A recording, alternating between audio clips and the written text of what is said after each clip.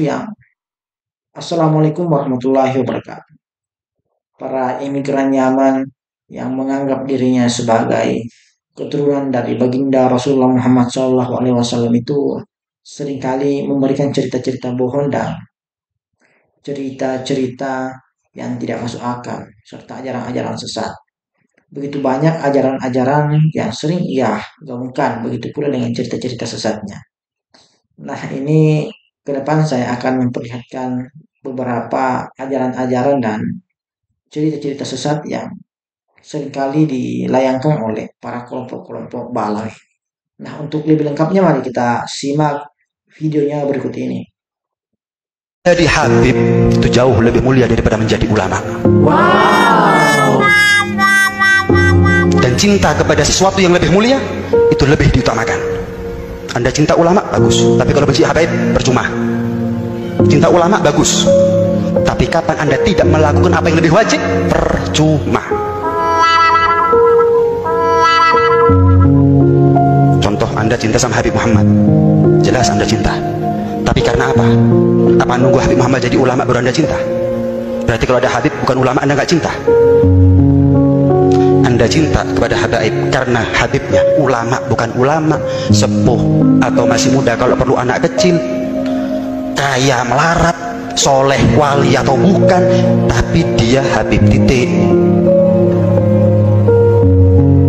Cukup dia sebagai manusia yang terpilih menjadi cucu Rasulullah SAW, kita wajib cinta sama dia.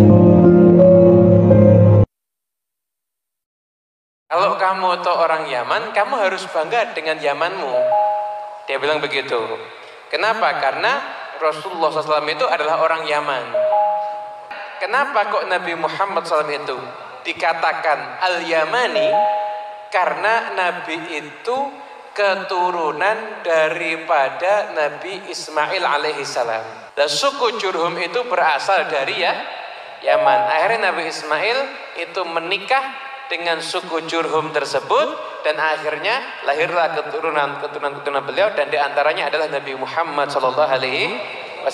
Makanya akhirnya Rasulullah SAW itu disebutkan juga beliau adalah Al-Yamani.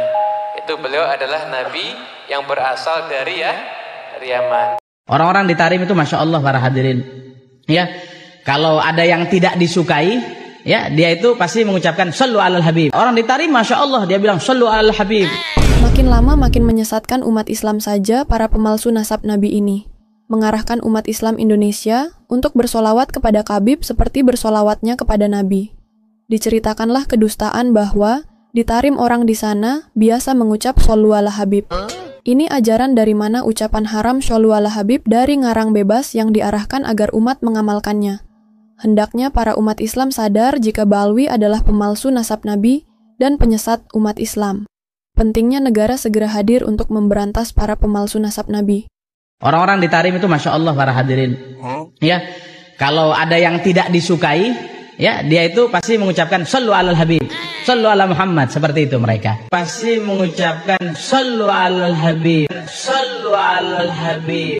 Kalau kita kaget ataupun hal-hal yang nggak disukai, apa yang kita sebut? Yang Madura dengan istilahnya sendiri, yang Jawa dengan istilahnya sendiri, ya, omongan-omongan kotor itu, ya. Kalau orang sana enggak, orang di Tarim Masya Allah dia bilang Sallu alal Habib. Ada orang berantem, disuruh Allahumma sholli ala Muhammad, Sallu ala Rasulillah sallallahu alaihi wasallam. Seperti itu mereka. Sayyidina Syekh Abu Bakar bin Salim.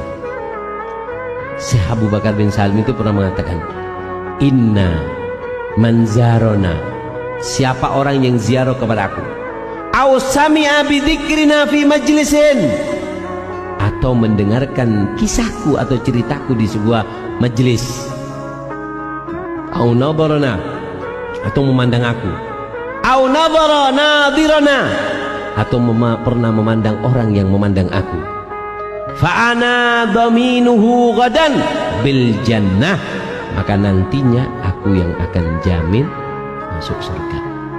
Kalau para Habib Yaman ini tidak mengaku sebagai cucu Nabi, maka tidak akan ada pengikut yang akan mengikuti mereka.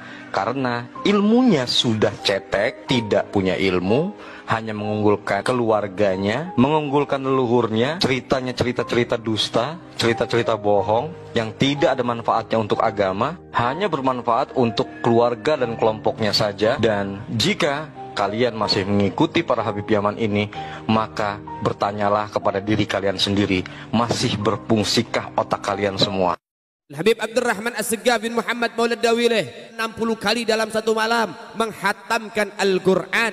Setiap satu rakaat beliau sekali menghatamkan Al-Quran. Mengikuti amalannya Mugaddam Tsani Habib Abdurrahman Seggaf, umur 7 tahun, menghatamkan Al-Quran dalam satu rakaat salatnya. Bagaimana Habib Abu Bakar bin Abdullah Al-Attas? Habib Abu Bakar bin Abdullah Al-Attas satu kali duduk baca Yasin 90.000 kali. Habib Muhammad Maulad Dawileh mengatakan, wahai anak-anakku, aku kepingin tahu sudah nyampe mana kamu itu. Coba ayo, coba terbang satu-satu. Disuruh terbang satu-satu. Terbang satu-satu. Bagus. Tinggal yang paling kecil kalau nggak salah Habib Abdurrahman Seggaf. Dari Abdurrahman, terbang. Dal marhaba. Takut anu bang. Terbang ditembus. Sampai atap rumahnya ditembus jebol. Dus ditembus kemudian turun cukup ngerusak atap kami. Kemudian kata Habib Abdurrahman Seggaf, demi Allah, kalau aku nggak dipanggil sama abahku, langit itu aku tembus. Abu Bakar bin Salim ini sangat luar biasa. Luar biasa. Bahkan ucapan beliau mengatakan, kalau aku tidak malu kepada Allah Ta'ala, maka neraka Jahannam itu akan aku matikan. Wali masuk ke kota Tarim, yang wali subhanallah, Allah berikan keagungan daripada karomah mereka sampai memberhentikan matahari. Matahari itu dibuat berhenti agak lama asarnya.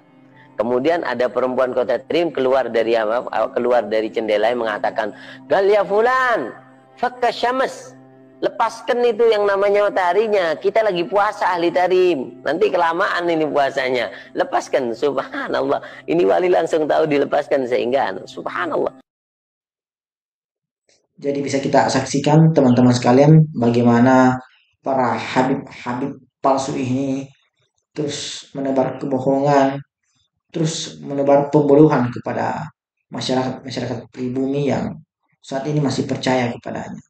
Jadi semoga video ini bisa bermanfaat dan menambah wawasan kita. Assalamualaikum warahmatullahi wabarakatuh.